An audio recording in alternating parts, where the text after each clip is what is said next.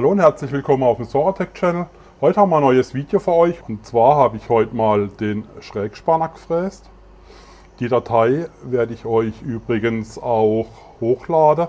Einmal als Fusion F3D Datei und einmal als Step-Datei. Der Link zu der Datei findet ihr wie immer in der Caption. Und zwar geht es heute darum, mal mehrere Aufspannungen zu bearbeiten. Einmal haben wir schon mal das Riemenrad gefräst, wo ich euch gezeigt habe, mit beidseitiger Bearbeitung. Heute ist es aber so, dass es mehrere Aufspannungen bedarf. Wir haben pro Teil haben wir 4 Aufspannungen. Und da das relativ schwierig ist im Video zu erklären, mache ich euch einfach einen Screenshot, wie ich immer den Nullpunkt gesetzt habe. Und ich habe auch immer versucht, den Nullpunkt vorne auf der Ecke auf dem Schraubstock zu setzen, weil da muss man den nicht 100 Mal umstellen. Bei manchen Geometrien ging es leider nicht. Da habe ich dann einmal die Kante mit dem 3D-Taster dann angetastet. Aber sonst habe ich eigentlich immer versucht, vorne die Ecke auf dem Schraubstock, fixer Punkt, den hat man immer, zu benutzen. Dann wollen wir jetzt einfach mal starten. Ich blende euch wie immer die Schnittwerte, blende ich euch ein. Und wenn ihr dann nachher selber auch Fusion benutzt, dann könnt ihr auch die ganze Frässtrategie und die Schnittwerte in meiner Fusion-Datei anschauen. Die Werkzeuge, die ich benutzt habe, sind dann auch mit unserer Shop-Artikelnummer in Fusion hinterlegt. Dann, let's go!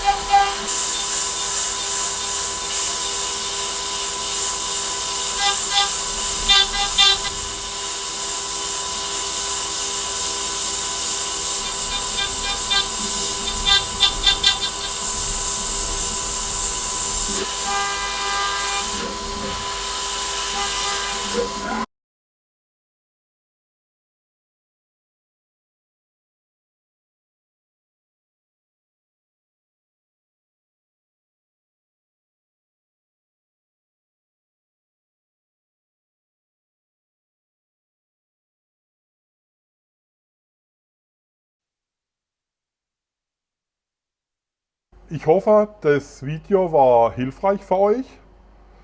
Wenn ihr irgendwelche Wünsche oder Anregungen habt, schreibt es einfach unten in die Kommentare und Like, Abo nicht vergessen. Ciao!